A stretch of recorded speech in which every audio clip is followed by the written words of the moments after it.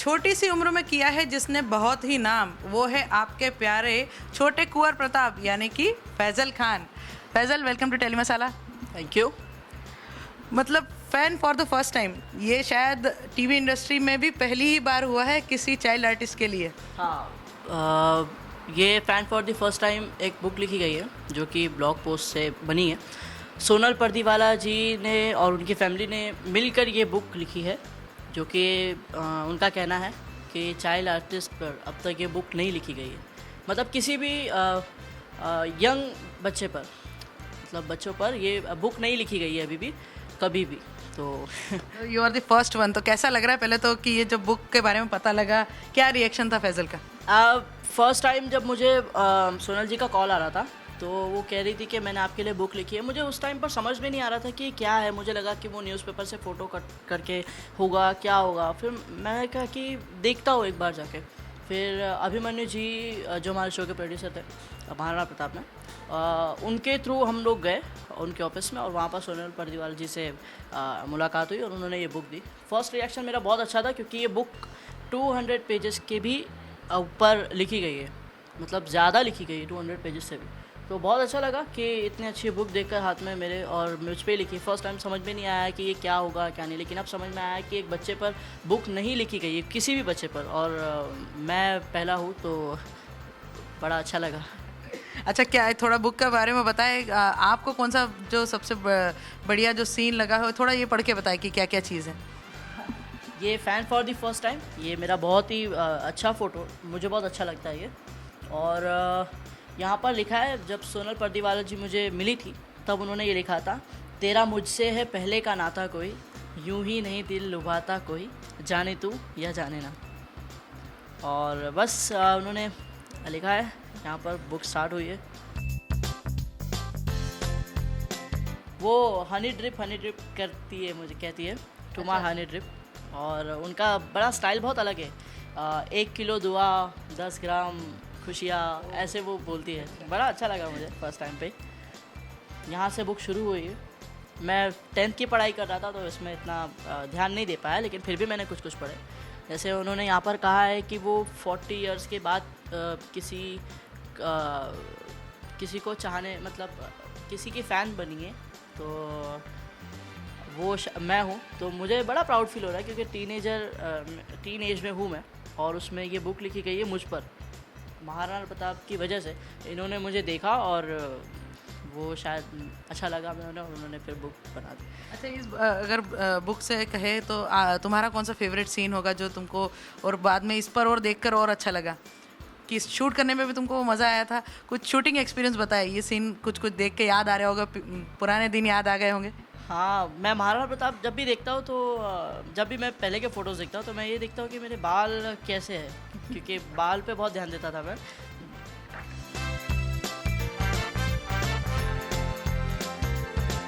ये जो सीन है, ये चक्रपाणी और मेरा सुबह 7 बजे हम शूट कर रहे थे। तो यहाँ पर मुझे चिल्लाना था कि चक्रपाणी, और सुबह 7 बजे के टाइम पर पूरा यूनिट था एकदम स्टार्टिंग में, शुरू चलो एक्शन। अब डायलॉग बाजी हुई, मेरा चिल्लाना हुआ चक्रपाणी। मेरी आवाज़ कैसे लिखते पता है, चक्रपाणी। तो वो ये अभी वो देख के याद आया मुझे।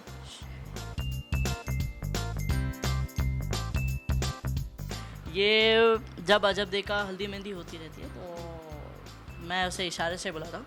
यहाँ पर मैंने थोड़ी शाहरुख खान टाइप सोच रहा था, मुझे बहुत अच्छे लगते सब हीरो से कुछ कुछ लेना, तो मैं सोच रहा था कि शाहरुख खान से बुलाता ना, वो अंजलि वो सब शायद उनका स्टाइल है, तो मैं थोड़ा सा कॉपी करने की कोशिश कर रहा था। यहाँ पर लिखा है, जल्दी आ जाइए चित्तौड़ अपने घर। यहाँ पर अजब से बोलता हूँ। अच्छा, अजब को कितना मिस करते हो, रोशनी को कितना मिस करते हो? हम बहुत अच्छे फ्रेंड्स थे, रोशनी, मैं, फिर जन्नत, विशाल, चक्रपाणी, वेनीदास। बहुत मतलब ऐसा लग रहा था कि महाराणा प्रताप में एक पांडवों की टोली जम गई है जो साथ साथ रहते हैं भाइयों की तरह। हम चक्रपाणी, मैं, विशाल वगैरह सब साथ में रहते थे। बहुत मिस कर रहा हूँ उन लोगों को, पता नहीं कहाँ हैं वो लोग। अब विशाल तो शायद मिल जाएगा क्योंकि वो भी मीरा रोड में रहता है, और रोशनी को भी मिस कर रहा हूँ, जन्नत को भी मिस कर रहा हूँ, पूरे टीम अच्छा, को हम मिस कर। रोशनी से बीच में मिले थे तो रोशनी ने बताया था कि तुम्हारी और उसकी फर्स्ट मीटिंग उसने शेयर की थी, तो काफ़ी इंटरेस्टिंगली हाय मैं हूँ फैजल एंड ऑल ऐसे टाइप से कुछ तो हुआ था। तो तुमको क्या बात याद आती है अगर रोशनी की बात करें तो? कोई ऐसा किस्सा जो मस्ती की हो, कुछ जो बताना चाहो? बहुत ऐसी मस्ती तो बहुत की है रोशनी मैंने, लेकिन स्टार्टिंग में क्या हुआ था जब रोशनी का कमरा विशाल के जस्ट सामने था और मैं और विशाल अंदर बैठे थे। तो जैसे मैंने डोर खोला और मैंने देखा कि ये लड़की सामने खड़ी है, ऐसा लग रहा था कि महाराणा प्रताप का वही चल रहा है, ट्रॉली वगैरह, और मैं ऐसे रुक गया, वो भी रुक गई। उसने कहा कि उसने बड़ा क्यूटली कहा हाय फैजल। तो मैं ऐसे ही था, मैंने कहा कि हाँ हाय। मुझे थोड़ा अजीब लग रहा था स्टार्ट में, क्योंकि बहुत लोग बहुत छेड़ भी रहे थे महाराणा प्रताप में कि अभी तो लड़की आने वाली है, बड़ा हो गया ये वो, क्योंकि और लड़कियों के ऑडिशंस भी चल रहे थे, तो 5-6 लड़कियों के साथ ऑडिशन दे दिए थे मैंने, तो और शर्म मतलब अजीब सा लग रहा था मुझे। फिर फाइनली रोशनी सेलेक्ट हुई और फिर उसके बड़े बड़े बाल और वो उसका स्टाइल ही अलग है, तो वो सामने आके खड़ी हो गई। तो वो एक छोटा सा याद है, फर्स्ट मीटिंग था शायद मेरा रोशनी के साथ।